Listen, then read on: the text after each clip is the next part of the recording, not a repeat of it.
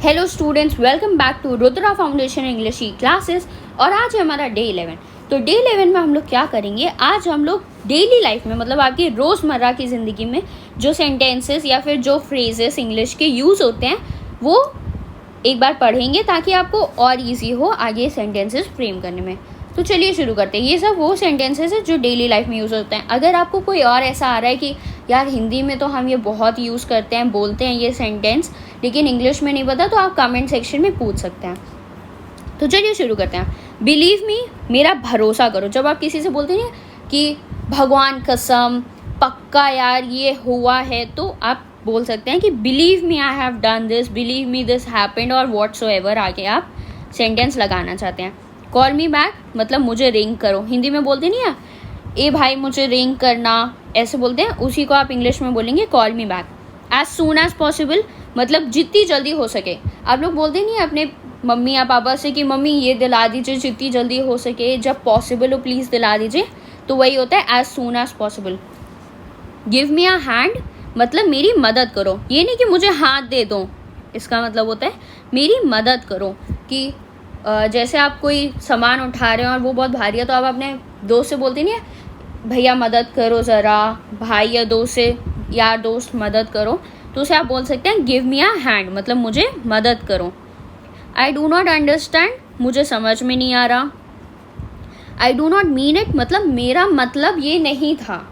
जैसे आपको कभी कभी आप बोलते हैं और आपके सामने वाला आपका दूसरा मतलब निकाल देता है, तो आप ये बोल सकते हैं I do not mean it मतलब मेरा ये मतलब नहीं था, मैं कुछ और बोलना चाह रहा हूँ और तुम समझ कुछ और रहे हो। फिर हाउ मच इज़ इट मतलब कितना हुआ। जब आप शॉप पे नहीं जाते हैं और आप सामान खरीदते हैं, तो जब टोटल होता है तो आप पूछते नहीं है कि कितना हुआ, तो उसकी जगह आप यूज़ कर सकते हैं हाउ मच इज़ इट मतलब कितना हुआ। सिर्फ शॉप पे नहीं और कई जगह पर भी कि ये सामान कितना है, हाउ मच इज़ इट, कितना पैसा हुआ, हाउ मच इज़ इट, कुछ भी पूछ सकते हैं।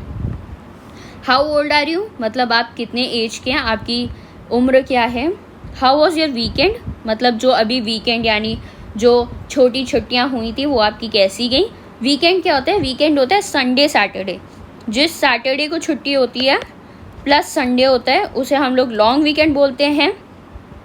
और जिसमें सिर्फ संडे को छुट्टी होती है, एक सैटरडे को भी छुट्टी होती है महीने में 2 बार, तो संडे और सैटरडे दोनों दिन छुट्टी है तो लॉन्ग वीकेंड, और सिर्फ संडे छुट्टी है तो सिर्फ वीकेंड। वीकेंड मतलब वीक का आखिरी दिन, वीक का आखिरी दिन। तो आप पूछ सकते हैं हाउ वॉज योर वीकेंड, क्योंकि आप मंडे को मिल रहे हैं किसी से, तो आप पूछ सकते हैं व्हाट डिड यू से आपने अभी क्या बोला।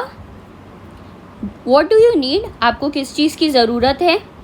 व्हाट डू यू थिंक आपको कैसा लगता है। अगर आपको किसी की राय लेनी हो तो आप इसका इस्तेमाल कर सकते हैं what do you think about this. हाँ। What do you want to do आप क्या करना चाहते हैं। व्हाट डू यू वांट आपको क्या चाहिए।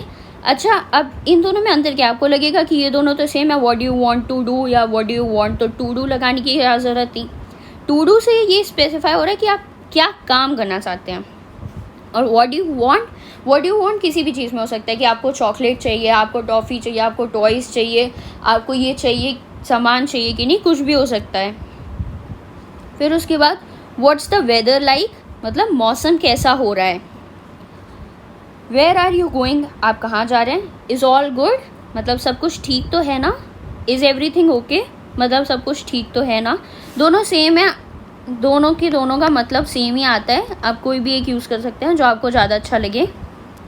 व्हाट आर यू डूइंग आप क्या कर रहे हैं। ऑब्सोल्युटली नॉट मतलब बिल्कुल ना मतलब ना।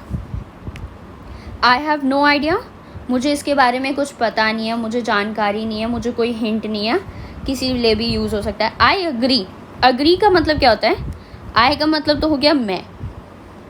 अग्री का मतलब क्या होता है, अग्री का मतलब होता है सहमत। अग्री का मतलब होता है सहमत।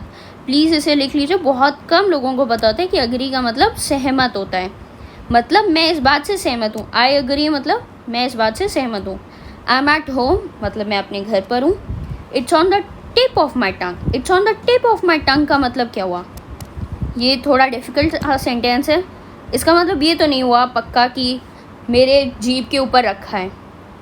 इसका मतलब हुआ कि ये मेरी मदर टंग है या जो भी है, ये सेंटेंस मैं सबसे ज़्यादा यूज़ करता हूँ। जैसे आपके फ्रेंड्स में या फिर आपके फैमिली में ही आप देखेंगे कि कोई एक सेंटेंस होगा जो आपकी मम्मी, आपके फ्रेंड बहुत यूज़ करते होंगे, कोई एक सेंटेंस होगा जो आप बहुत यूज़ करते होंगे और बाकी लोग ऐसे नहीं बोलते होंगे।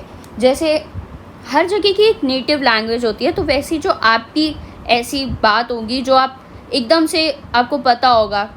जैसे अगर आपसे पूछा जाए कि महात्मा गांधी कौन थे, तो आपको ये बात पता है, आपको ये बात बहुत अच्छे से पता है। लेकिन अगर आपसे पूछा जाए नेल्सन मैंडेला कौन थे, तो कम लोगों को पता होगा। तो महात्मा गांधी का पता है, तो वो आपके टिप ऑफ माई टंग में है। मतलब ये बात आपको बहुत ज़्यादा पता है, अच्छे से पता है, कि कॉन्शियस माइंड में है। मतलब इट्स टिप ऑफ माई टंग। तो आज के लिए बस इतना ही। इधर वाला साइड हम लोग कल करेंगे। इधर वाला साइड मैंने कर दिया, और आपका होमवर्क है कि आपको जो इधर वाला साइड है, ये वाला साइड जिसमें ब्लू बुलेट्स लगे हुए हैं, ब्लू बुलेट्स मतलब जिसमें येलो निशानी लगी हुई है, ब्लू बुलेट्स वाला हमने कर लिया, ये वाला हमने कर लिया। इसको काट देते हैं। अब ये जो ये वाला है, ये वाला आपको करना है, ये वाला आपको एक बार करना है, फिर हम लोग कल डिस्कस करेंगे। Thank you, bye bye.